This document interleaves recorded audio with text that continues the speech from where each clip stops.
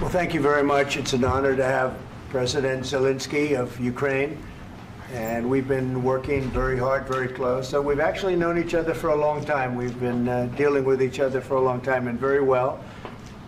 We had a little negotiation spat, but that worked out great. I think for both countries, I think for the world, actually, beyond both countries. And we have something that is a very fair deal. And we look forward to getting in and digging and working and getting some of the rare earth. But it means we're going to be inside, and it's a big commitment from the United States, and we appreciate working with you very much. And we will continue to do that. We have had some very good discussions with Russia. I spoke with President Putin, and we're going to try and bring this to a close. It's something that you want and that he wants. We have to negotiate a deal. But we've started the confines of a deal, and I think something can happen. The big thing is the number of soldiers, mostly at this point, but soldiers being killed. You're losing thousands of soldiers. So on both sides, we're losing a lot of soldiers, and we want to see it stop. And we want to see the money get put to different kinds of use, like rebuilding. And we're going to be working very hard. But we've had a lot of very good conversations. I will say until we came along, the Biden administration didn't speak to Russia whatsoever. They didn't speak to anybody. They just allowed this to continue. And I will say that, I'll say in front of you, you've heard me say it 1,000 times, if I were president, this war would have never happened. We would have had a deal negotiated for you without having to go through what you've gone through. But your soldiers have been unbelievably brave. We've given them great equipment, but somebody has to use the equipment. They've been unbelievably brave, and we give them great credit. This was supposed to be over very quickly, and here we are 3 years later. So I give tremendous credit to your generals and your soldiers and yourself in the sense that it's been very hard fighting, very tough fighting. They're great fighters. And you have to be very proud of them from that standpoint. But now we want to get it over with. It's enough, right? We want to get it over with. So it's an honor to have you here. Thank you very much for coming. We're going to sign the agreement at the conference in the East Room in a little while, right after lunch. And we'll be having lunch together. We're also discussing some other things. And we appreciate everybody being here. It's somewhat of an exciting moment, but the really exciting moment is when they stop the shooting and we end up with a deal. And I think we're fairly close to getting that, and an honor to have you. And please, I'd like to say something. No, thank you so much, Mr. President. Thank you for invitation. And really, I hope that this first document will be first step to real security guarantees for Ukraine, our people, our children. I really count on it. And of course, we count that America will not stop support. Really, for us, it's very important to support and to continue it. I want to discuss it with details further during our conversation, and of course, the infrastructure or security guarantees. Because for today, I understand what Europe is ready to do. And of course, I want to discuss with you what United States will be ready to do. And I really count on your strong position to stop Putin. And you said that enough with the war. I think that is very important, Ben, to say these words to Putin at the very beginning of war, because he is a killer and terrorist. But I hope that together we can stop him. But for us, it's very important to, to save our country, our values, our freedom, and democracy, and of course, no compromises with the killer about our territories, but it will be later. And of course, what I wanted, we spoke about it by phone with you, about the drones production. We have very good drones production. I think the best one in the world for today because of the war. Yes, and of course, we need very much the air defense. You have the best air defense in the world, and really you helped us under attacks of Russians. And I want to speak how we can exchange the licenses. We're open to share the licenses of all our drones with you, of course, with the United States. And we need licenses for quick production of air defense. Even after the war, we need our nation to be calm, that we are secure. So that's why we need this air shield. And of course, About this, I want to speak about the contingents. I think that France and UK already spoke to you, and we know that Europe is ready, but without the United States, they will not be ready to be as strong as we need. And the last point, last not least, about exchange, about our people and children. And you know that these crazy Russians, that they stolen 20,000 of children, Ukrainian children. They changed their names, they changed their families, relatives, and now they're in Russia. We want to bring them back, and really, it's a big dream, task, and goal for me, and our warriors. By the way, Mr. President, we exchanged, released more than 4,000 warriors from Russian prison, but there are thousands more in the prison. I wanted to share with you some images. How it's, I've just can I now? Yeah, please. Some minute, 1 minute, 1 minute. Just you to understand in what circumstances, in what situation they are, and what the attitude of Russia to our prisoners. That guys, just you before and after.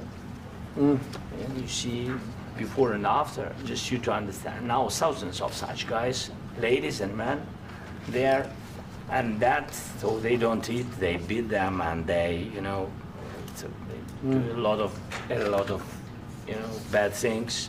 So out of, even during the war, there are rules. Everybody knows there are rules during the war. So these guys, they don't have any rules. You see that 50, 60 kilograms left, and a lot of such things.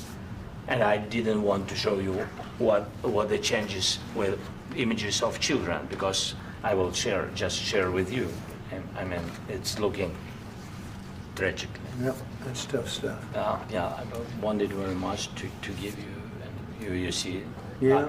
This is pastor, by the way. They stolen pastors because it's not Russian church. They stolen pastors and moved pastors to the prison. At the end of last year, we brought 3 pastors, and we could exchange them. And this is pastor, you see. Yeah, that's tough. Yeah. So I mean, this I wanted to show you, and this. So thank you very much. We want to get that ended, right? Yeah. Of course, we And want. I think we will. And We have to, of course. do you have any questions, please? Mr. President. Thank you, Mr. President. With the, how much money is the U.S. going to put into the fund that is being created today, and how does this provide long-term security for Ukraine? Well, we don't know exactly how much, because we're going to be putting some money in a fund that we're going to get from the raw earth that we're going to be taking and sharing in terms of revenue. So it's going to be a lot of money will be made from the sale and from the use of raw earth. And as you know, our country doesn't have much raw earth. We have a lot of oil and gas, but we don't have a lot of the raw earth. And what we do have is protected by the environmentalists, but that can be unprotected, but still it's not very much. They have among the best in the world in terms of raw earth. So we're going to be using that, using it for all of the things we do, including AI and including weapons and the military, and it's really going to very much satisfy our needs. So it's something that just worked out really well. We have a lot of oil and we have a lot of gas, but we don't have raw earth.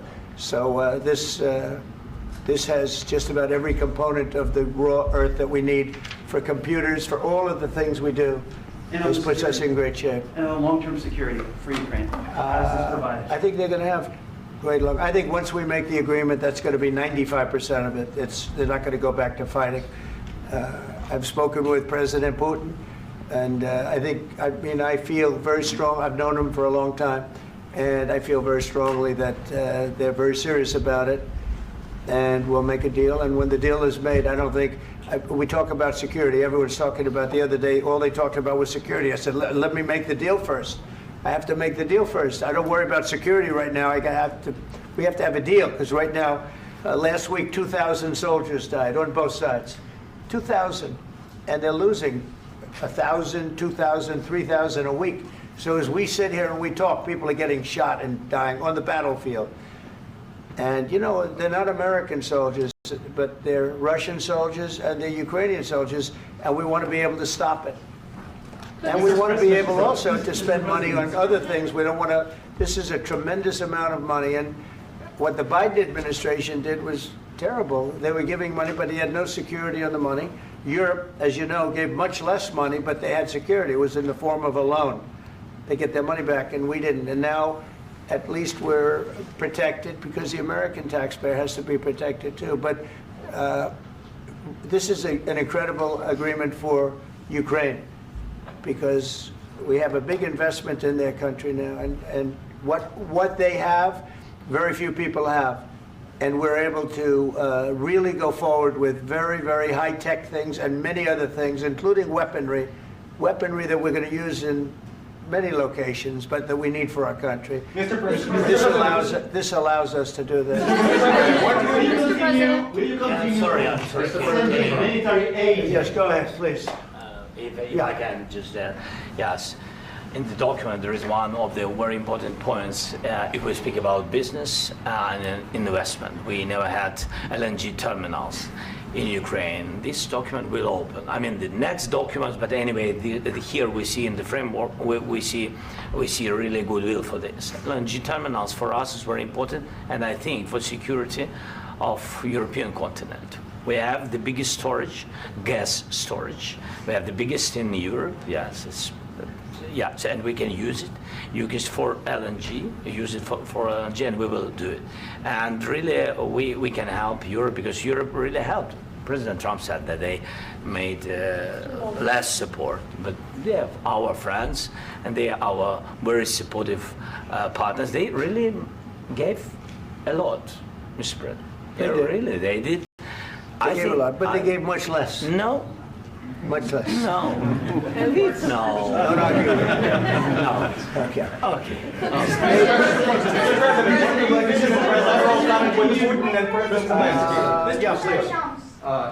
Mr. President Trump, you have repeatedly called the deal with Ukraine as a historical one. And as a President of the United States, you make historical decisions in other issues which affect America and other world.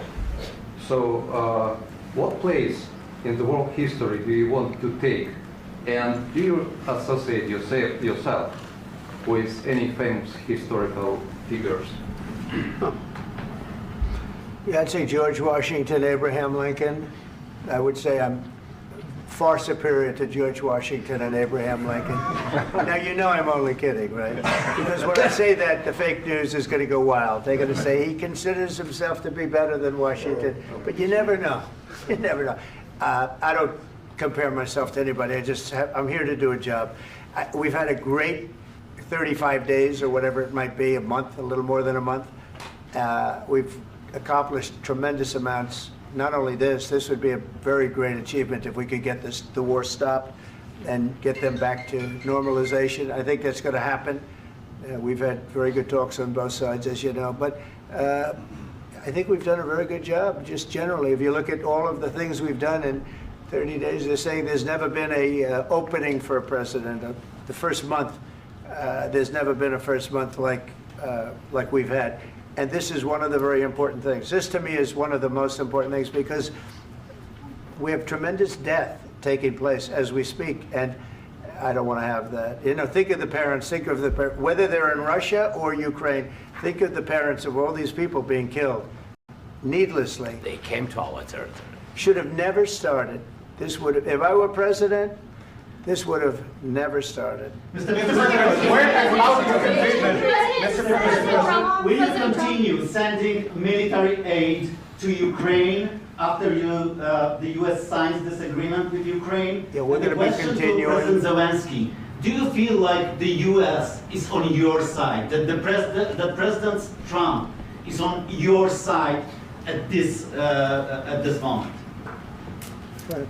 What do you think? He wants to know, do you think that, sort of a stupid question. I guess we wouldn't be here if I wasn't. I think that the United States on our side from the very beginning of occupation, and I think that President Trump on our side, and of course, I'm sure that the United States President will not stop support. This is crucial for us. It's important for us. Yes. And Putin, the president speaks about the people and the soldiers which are dying, but they came to our territory, they came to our land. They began this war, and they have to stop. And I think this is the question, with really the most important question. Can President Trump, I hope yes, with some other allies, to stop Putin, withdraw these enemies, our enemy, withdraw these troops from our land? And I think that you asked about the history, I think that if President, or when, he will stop Putin, if President Trump will bring peace to our country, I think he will be on this wall. I think. We've had very, very good talks. What about military aid to Ukraine? President Zelensky just said that there will be no compromises with Vladimir Putin. I just wanted to ask both of you, firstly, are there compromises that you think that President Zelensky is going to have to make? And President Zelensky, is there anything that you think you may be able to offer or bring to the table, for example, elections? Thank you.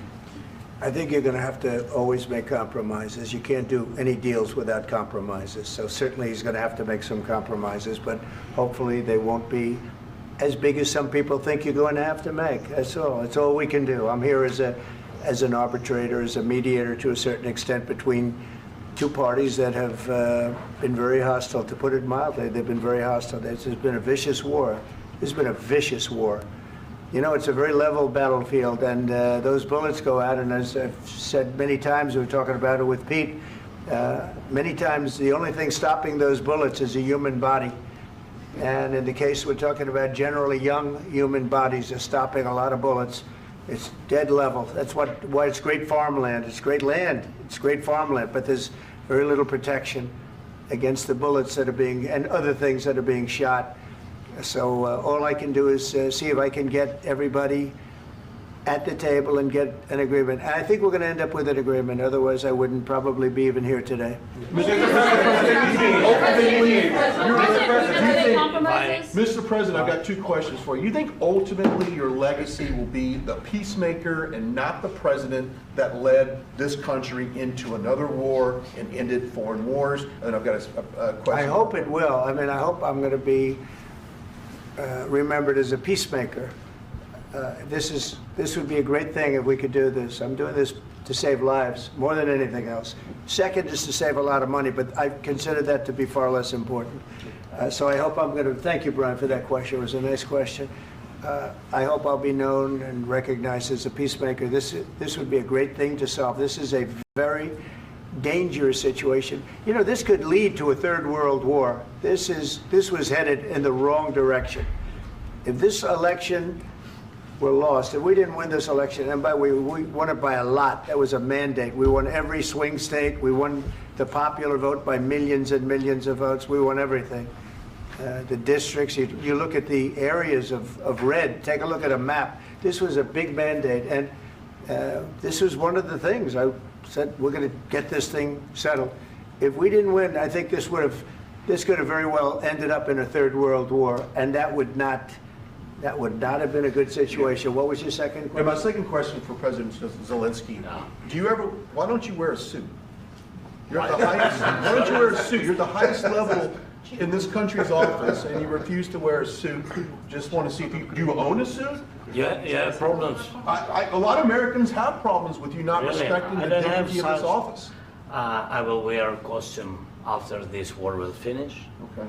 Yes, maybe one. Maybe something like this. Something like yours. sir. Yes. That'd be great. Maybe something better. I don't know. We will see. Maybe something cheaper than. Yeah. Thank you. Thank you. President Thank you. Trump. Thank you, President Trump. You said yesterday that you have. Are you going to send more arms to Ukraine in case there's no peace? Yeah, we're going to have arms to Ukraine, yeah, sure. Hopefully I won't have to send very much, because hopefully we're going to have it finished. We're looking forward to finishing this quickly. We're not looking forward to sending a lot of arms. We're looking forward to getting the war finished so we can do other things.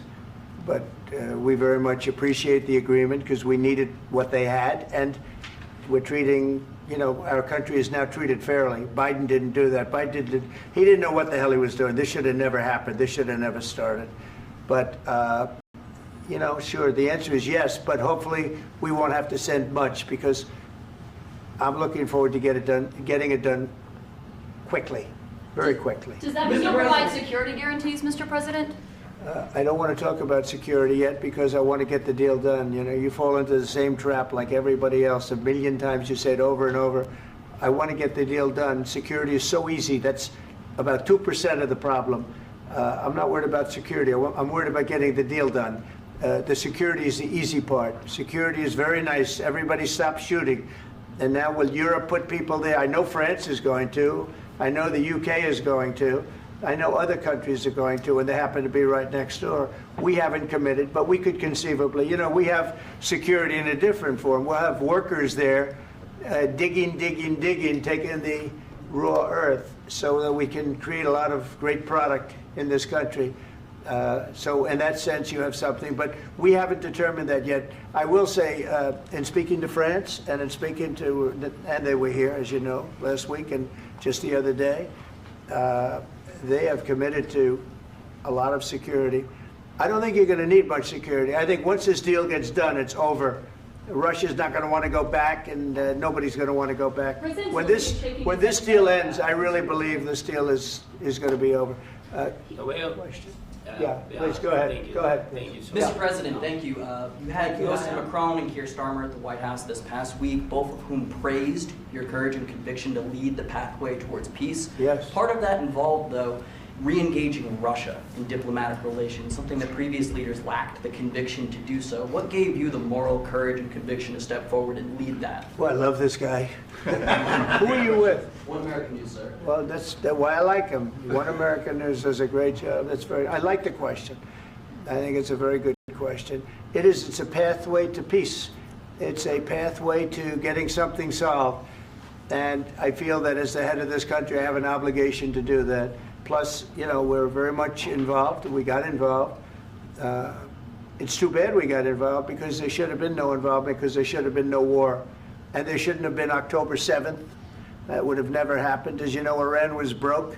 They had no money to give to Hezbollah. They had no money to give to Hamas. They were stone cold broke. And then under Biden, they became rich as hell. They went from no money to $300 billion in a period of 4 years. And they gave a lot of that money away, and you see what happened. And that's a real mess also that we hope to be able to solve. But no, I appreciate your question very much. I feel I have an obligation to try and do something to stop the death. If I can answer, yes, if I can answer, Please, sorry, go ahead. please. And I do like your clothing, by the way. Yeah, really? Even though I think he's a great guy, by the way. But I don't know if you two like each other. But you know what? I think he's dressed. I think he's dressed. I like this guy. I don't know I think him. he's dressed beautifully. So I have more serious things than answer on such Yeah, a question. sure, that's I will okay. answer on more serious That's a good question statement. if I can. Yeah, that's good. Yeah, so please, about security guarantees and about just ceasefire. We can't just speak about ceasefire and speak. It will not work. Just ceasefire will never work, because I'm like a president. I have this experience, and not only me. Ukraine before my presidency, from the 2014, Putin broken 25 times. 25 times he broken his own signature. 25 times he broken ceasefire. But he never broke to me. He never broke to me. No, you were the president. He You were never the broke- president he during. never broke to me. In 2016, you've been the president, Mr. President. You've been the president, but he had, of course, not with you, but he had during those periods. He had conversations with our side, and we had Normandy format. You know, the France, Germany, Ukraine, and Russia, and he broken 25 times. That's why we will never accept just ceasefire. It will not work without security guarantees. Security guarantees, maybe President is right about this document and other, but this document is not enough. Strong army is enough, because his soldiers afraid, Putin's soldiers afraid of our soldiers when we're strong enough. If we are not strong enough, if we are empty, if our storage is empty, we can't defend our land. Today, you know, he knows that we have, all the world knows that we have meeting, yes? Why he's using ballistic? Putin today using ballistic on our hospitals, schools, and etc. Ballistic. So he knows that we are here and that President Trump is really have goodwill to stop this war. And you hear now the president. So why he's using? So he doesn't want to stop. He doesn't want. But I hope that we will do it. Really, we'll do it. Security. When we speak about security guarantees, when the Europeans are ready for contingents, they need USA backstop. If there will not be United States, we will not never have any contingents, strong contingents from the Europeans, because they don't want to divide alliance connection between the United States and the main and strongest ally and Europeans. And this is crucial, this is important. That's what we want to speak about very much. This is very important. And air defense. So air defense, really, we have big deficit with all these systems, and we need to provide this. We need it very much. Otherwise, Putin will never stop, and will go further and further. He doesn't want. He hates us. You know, it's not about me. He hates Ukrainians. He thinks that we are not a nation. He thinks, and he shared these thoughts. I think maybe with your team also. I don't know, but with all the Europeans, in media, officially and not, he always said that there is no such country, such nation, such language, and such life like Ukrainian. No, he really doesn't respect all the Ukrainians, and he wants to destroy us. And you are right, Mr. President, that's 2%. This document, maybe other documents, it's a very good start, very good, but it will not enough to stop this person. Should Russia pay to rebuild Ukraine? Mr. President, under these Should Russia pay to rebuild Ukraine? They have to pay. This question. This is the rule. This is the rule of the war. This is the rule of the war. During all the centuries, all the history, this is the rule of the war. Who began, those pay. Do you agree? This is the rule. Putin began this war. He has to pay all money for innovation. He has to pay. Of course, some Russian assets, what we have in Europe, about 300 billion, we can use them. We can use for innovation and buy military support from the United States also. We can do it, but it's not enough. It's not enough. President, under these circumstances, do you envision a trilateral summit with Putin and President Zelensky? Wait 1 second. I asked this question that you didn't like because I wanted to know if you want to position yourself in the middle between Russia and Yes. Ukraine or on the Ukraine side. No, I'm in the middle. I want to solve this thing. I'm for both. I want to get it solved. And it's wonderful to speak badly about somebody else, but I want to get it solved. If we can solve it, great. If we can't solve it, they're going to have to fight it out, and who knows what's going to happen. But I want to see it get solved. May I follow up? One more question about U.S. troops in Europe. After Russian invasion of Ukraine, your predecessor sent additional troops to Eastern Europe, including Poland, my country. Yeah. Are you committed to keeping these troops on the eastern flank of NATO in the future? I'm very committed to Poland. I think Poland has really stepped up and done a great job for NATO. They, as you know, they paid more than they had to. They are one of the finest groups of people I've ever known. I'm very committed to Poland. What about Baltics? Poland's in a tough neighborhood, you know. What about the Baltics? The Baltics, they got a lot of, it's a tough neighborhood too, but we're committed. We're going to be very committed, and we're committed to NATO. But NATO has to step up, and the Europeans have to step up more than they have. And I want to see them equalize, because they are in for far less than we're in, and they should be at least equal. You understand that? Why is the United States, we have an ocean in between, why is the United States in for so much more money and other things as Europe? With that being said, and as you said, they've also been obviously very helpful, but we have put in far more than they have, and I think they should equalize. Mr. President, Please, go ahead. ask you about the agreement again today. What changed between the first time that Secretary Bessent gave President Zelensky the agreement and today for the signing? We made a deal. So What was the I'm just, deciding factor? I'm a business person. We made a deal. That's what changed. Along with the minerals, I didn't think we were going to make a deal, and We ended up making the deal, so that changed. Mr. President, what and how do you envision a trilateral summit with President Zelensky and Putin? I don't know, under but these well, they circumstances? don't like each other, I can tell you that. Okay? They do not like each other. This is not a love match, and it's unfortunate. That's why you're in this situation. The United States should not have allowed this to happen, okay? The United States, run by a man that didn't know much, I'm going to be very nice, run by an incompetent person, very incompetent person, should never have allowed this to happen. I've stopped wars. I've stopped many wars. My people will tell you, I stopped wars that nobody ever heard about. I stopped wars before they ever started. You can look at some of, I could give you a lot of nations that would tell you right now they were probably going to war. I could tell you right now there's a nation thinking about going to war on something that nobody in this room has ever even heard about. Two smaller nations, but big, still big. And I think I've stopped it. But this should have never happened. Mr. President. About sorry, just a second. About any negotiations. First of all, I want really to tell you, and I think that everybody understands that Ukraine, more than Ukrainians, nobody wants to stop this war.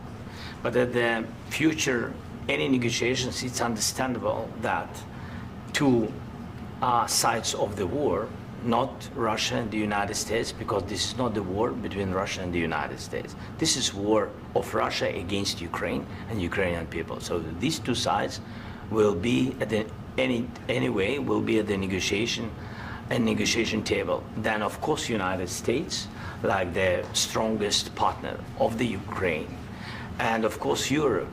I think Europe is very important. I want to speak about it with the president. Yes, Europe is very important for us because we really defend Europe for today. All Europeans really recognize that we are defending the line, and they have real life, and our people are dying. That's why they helped us. And also, it's about the NATO. Yes, between, like the president said, you have big, nice ocean. Yes, between us. But if we will not stay, Russia will go further to Baltics and to Poland, by the way. But first to the Baltics. It's understandable for them because they've been in the USSR. You know, they've been one of the republics of the USSR, and Putin wants to bring them back to his empire. It's a fact. And when he will go there, if we will not stay, you will fight. Your American soldiers, it doesn't matter, do you have ocean or not, your soldiers will fight. Mr. President, would you be willing to visit Ukraine, maybe Kyiv or Odessa, which is known to be a dirty area of the Black Sea? It was my question. I'm sorry. I don't want to talk about Odessa now. Let's not talk about Odessa. I want to talk about making a deal, getting peace. We don't have to talk about Odessa, but a lot of cities have been destroyed. A lot of cities that are not recognizable. There's not a building standing. No. And a lot of things have to Mr. President, you have to come and to look. No. We have very good cities. Yes, a lot of things have been destroyed, but mostly cities alive, and people work, and children go to school. Sometimes it's very difficult. Sometimes closer to front line, children have to go to underground schools or online, but we live. Ukraine is fighting, and Ukraine lives. This is very important. And maybe it's Putin is sharing this information that he destroyed us. No, he lost 700,000 people, 700,000 soldiers. He lost everything. Yes. So. Mr. President, one more. I mentioned Poland. Please, go ahead. When did you last speak with President Putin, and what did he say that? A couple of days ago. And what did he tell you that gave you the assurance that he wanted peace? Well, that's what I do. My whole life is deals. I know pretty good. And I've known him for a long time. I've dealt with him for a long time. He had to suffer through the Russia hoax. You know, Russia was a hoax. It was all Biden. It was nothing to do with him. So he had to suffer through that, and he was able to do that. I think that he wants to make a deal, and he'd like to see it end. That's all I do. That's what I do. My whole life, that's what I do, is make deals. And I'm in the middle of a mess, because this is a real mess. It's a very dangerous one. If this doesn't get solved now, it's not going to get solved for a long time. So I hope we're going to get it solved. In the back, please. Thank you, Mr. President. Prime Minister Starmer claims repeatedly that his government believes in free speech and was not engaged in censorship. But his country's government arrests people for memes and thought crimes, and even more worrisome is pressuring American companies to censor Americans on his behalf. How can he be a reliable, trustworthy partner when he says things that are demonstrably false on such an important topic? Well, we actually spoke to him about that yesterday, and we thought they took it very, very much too far. JD was very strong on it. So was I. So was Marco, and we've been speaking to him about it. Marco, would you like to say something about that? We have concerns, obviously, with the conduct of theirs, particularly as it impacts Americans. And there's real concern that American speech, which is online, could fall into the hands of British or any country's jurisdiction. And so this is a point the Vice President made of Munich, and I think it's a very compelling one, that what unites us with Europe, as much as anything else, is these shared values, and one of them being free speech. And so if Americans are threatened by it, we're going to need to take action in that regard. Mr. President. It's actually a very important question. We spoke about this in detail with the Prime Minister, the Foreign Secretary, and others at lunch yesterday, and I know that Secretary of Commerce Lutnick followed up in private meetings last night. This is really important. We believe Americans have the right to speak their mind, even if we in this room disagree with them. They have the right to speak their mind in the public square, which is often online these days, and we're going to defend that right as it pertains to American companies and American citizens vigorously if we have to. I do think that under the President's leadership, we're going to find common ground with our friends in the UK on this question, but it remains to be seen. The principle that will guide us is we believe in free speech in this country, and we'll fight for it for American citizens. Mr. President, on the deal, is there any other oil and gas component to the deal? Is it all critical? A little bit. We'll see. On LNG? But we're not really looking for that so much. We got a lot. We have more than anybody in the world, by far. So no, we're not talking about it too much, but a little bit. I think it affects also, but for the most part, no. And sir, is there any agreement from Ukraine to purchase U.S. LNG as part of the deal, or is that on the table at all? No, we don't need that. Mr. President, I just wanted to ask you about, you just mentioned that you'd spoken to Vladimir Putin a couple of days ago. Just to be clear, that's a new call, not the one that you... I've spoken to him on numerous occasions. Okay, and how was the latest call? What did you discuss? How did it go? Are you serious with that question? I am. I'd love to know. It went well. I think we're going to have a deal. On the minerals deal, Mr. President, some of those minerals are in the east of Ukraine, not far from the front lines and in areas that Russia has occupied. Will you direct President Putin to withdraw his forces from those areas if there's U.S. interest? Well, we'll take a look at the time. We have a lot of area. It's a very big area we're talking about, so we'll take a look. I'll study that and I'll see. And who would protect those minerals if they are U.S. interests? Would that be Ukrainian forces? They'll be protected. The agreement will protect them. U.S. The agreement, yeah, we're signing an agreement. You know? Right, but what if Russia tries to invade or there's Russian aggression in their spots? I just told you I don't think that's going to happen. And if that were going to happen, I wouldn't make a deal. If I thought that was going to happen, I wouldn't make a deal. Some people may wonder why. You know, they ought to focus on CNN on survival, not asking me these ridiculous questions. Focus on surviving, because CNN's got such low ratings. I don't think they're going to survive. Let's go. Please, go. Since I already mentioned Poland. Poland was under Russian control for decades after the Second World War. When I was a kid, I looked at the United States not only as a most powerful country, richest country in the world, the country that has great music, great movies, great muscle cars, but also as a force for good. And now I'm talking with my friends in Poland, and they are worried that you align yourself too much with Putin. What's your message for them? Well, if I didn't align myself with both of them, you'd never have a deal. You want me to say really terrible things about Putin and then say, "Hi, Vladimir, how are we doing on the deal?" That doesn't work that way. I'm not aligned with Putin. I'm not aligned with anybody. I'm aligned with the United States of America. And for the good of the world, I'm aligned with the world. And I want to get this thing over with. You see the hatred he's got for Putin. It's very tough for me to make a deal with that kind of hate. He's got tremendous hatred. And I understand that, but I can tell you the other side isn't exactly in love with, him either. So it's not a question of alignment. I'm aligned with the world. I want to get the thing set. I'm aligned with Europe. I want to see if we can get this thing done. You want me to be tough? I could be tougher than any human being you've ever seen. I'd be so tough. But you're never going to get a deal that way, so that's the way it goes. All right, one more question. I will respond to this. So look, for 4 years in the United States of America, we had a president who stood up at press conferences and talked tough about Vladimir Putin, and then Putin invaded Ukraine and destroyed a significant chunk of the country. The path to peace and the path to prosperity is maybe engaging in diplomacy. We tried the pathway of Joe Biden of thumping our chest and pretending that the President of the United States' words mattered more than the President of the United States' actions. What makes America a good country is America engaging in diplomacy. That's what President Trump is doing. Can I ask you? Sure. Yeah? Yeah. Okay. So he occupied our parts, big parts of Ukraine, part of East and Crimea. So he occupied it on 2014. So during a lot of years, so I'm not speaking about just Biden, but those time was Obama, then President Obama, then President Trump, then President Biden, now President Trump, and God bless, now President Trump will stop him. But during 2014, nobody stopped him. He just occupied and took.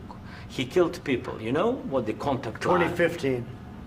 2014 2014. and 2015. 2014. Yeah. So I was not here. Yeah, but that's exactly right. Yes, but during 2014 till 2022, yeah, the situation the same. The people have been dying on the contact line. Nobody stopped him. You know that we had conversations with him, a lot of conversation, my bilateral conversation, and we signed with him, me, like a new president. In 2019, I signed with him the deal. I signed with him, Macron and Merkel, we signed ceasefire. Ceasefire. All of them told me that he will never go. We signed him with gas contract. Gas contract. Yes, but after that, he broken this ceasefire. He killed our people and he didn't exchange prisoners. We signed the exchange of prisoners, but he didn't do it. What kind of diplomacy, JD, you are speaking about? What do you mean? I'm talking about the kind of diplomacy that's going to end the destruction of your country. Yes, but if you Mr. President, with respect, I think it's disrespectful for you to come into the Oval Office and try to litigate this in front of the American media. Right now, you guys are going around and forcing conscripts to the front lines because you have manpower problems. You should be thanking the President for trying to bring an end to this conflict. Have you ever been to Ukraine that you say what problems we have?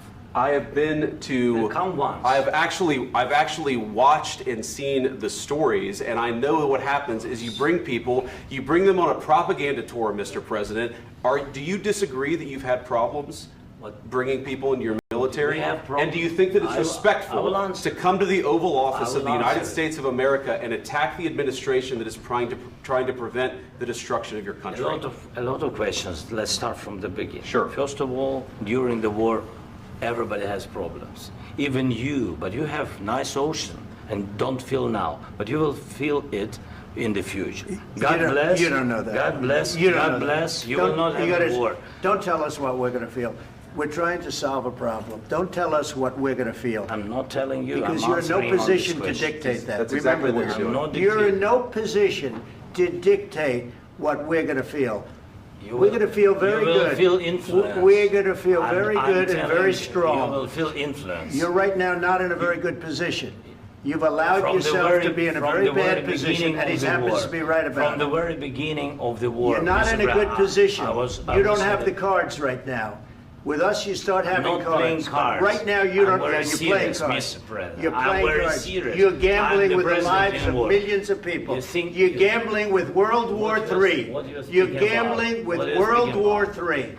And what you're doing is very disrespectful to the country, this country. That's back to you. Far more than a lot of people said they should have. Have you said thank you once? This A lot entire of meeting? times. No, in this Even entire meeting, today. have you said thank Even you? today. You went to Pennsylvania and campaigned for the opposition in October. Offer some words of appreciation for the United States of America and the president who's trying to save your country. Please, you think that if you will speak very loudly about the war, you He's can... not speaking loudly. He's not Yeah. speaking loudly. Your country's in big trouble. Can I Wait a answer? minute. No, Can you've I done a lot answer? of talking. Your country is in big trouble. I know. You're not I winning. know. You're not winning this. You have a damn good chance of we are coming out staying, okay because of Mr. us. President, we are staying in our country, staying strong from the very beginning of the war. We've been alone, and we are thankful. I said thanks You haven't in been this alone. cabinet, You and haven't not been only alone. in this We cabinet. gave you, through I this said stupid president, $350 billion. You voted We gave for you your military president. equipment, You and you voted men for are your brave, president. but they had to use our military. What about West? If you didn't have You our invited military me- equipment, You invited if me you to didn't speak. have our military equipment, this war would have been over in 2 weeks. In 3 okay? days, I heard it from Putin. In 3 days, this is something Maybe new. less. In 2 weeks, of course, yes. It's going to be a very hard thing to do business like this. I Again, tell you. just say thank you. I said a lot of times that there, thank you accept to that- American people. Accept that there are disagreements, and let's go litigate those disagreements rather than trying to fight it out in the American media when you're wrong. We know that you're wrong. But you see, I think it's good for the American people to see what's going on. I understand, sir. I think it's I very understand. important. That's why I kept this going so long. You have to be thankful. You I'm- don't have the I'm cards. thankful. You're buried there. Your people are dying. tell you You're again, running I low know. on soldiers. Don't- Listen, don't please, you're running Mr. low on President. soldiers. It would be a damn good thing. Mr. And then President. then you tell us, I don't want a ceasefire. I don't want a ceasefire. I want to go and I want this. Look, if you could get a ceasefire right now, I tell you, you take it so the bullets stop flying and your men stop getting killed. Of course, we want to stop the war. But you're I saying said- you don't want a ceasefire. But I said to you, I want a with ceasefire. guarantees. Because you'll get a ceasefire faster than an agreement. Ask our people about ceasefire, what they think. That wasn't it doesn't with matter me. for you what That what wasn't this with me. means. It That was wasn't with you. a guy named Biden who was not a smart person. But this That is was your, with, this that was is with your Obama. president. It was your president. Excuse me. That was with Obama, who gave you sheets, and I gave you javelins. Yes. I gave you the javelins to take out all those tanks. Obama gave you sheets. In fact, the statement is Obama gave sheets and Trump gave javelins. You got to be more thankful, because let me tell you, you don't have the cards. With us, you have the cards. But without us, you don't have any cards. One more question to Mr. Vice President. I'm sorry. It's going to be a tough deal to make, Um, because the attitudes have to change. What if Russia breaks ceasefire? What if Russia breaks peace talks? What do you do then? I understand that it's a heated conversation right now. What are you but saying? what She's if asking, what if if Russia Putin breaks the breaks ceasefire? What if anything? What if a bomb drops on your head right now? But they have Okay? broken ceasefire What if they broke it? many I don't know. They broke it with Biden because Biden, they didn't respect him. They didn't respect Obama. They respect me. But look, Let me tell you, Putin went through a hell of a lot with me. He went through a phony witch hunt where they used him and Russia. Russia. You ever hear of that deal? That was a phony Hunter Biden, Joe Biden scam. Hillary Clinton, Shifty Adam Schiff. It was a Democrat scam. And he had to go through that. And he did go through it. We didn't end up in a war. And he went through it. He was accused of all that stuff. He had nothing to do with it. It came out of Hunter Biden's bathroom. It came out of Hunter Biden's bedroom. It was disgusting. And then they said, oh, the laptop from hell was made by Russia. The 51 agents. The whole thing was a scam. And he had to put up with that. He was being accused of all that stuff. All I can say is this. He might have broken deals with Obama and Bush, and he might have broken them with Biden. He did, maybe. Maybe he didn't. I don't know what happened. But he didn't break them with me. He wants to make a deal. I don't know if you can make a deal.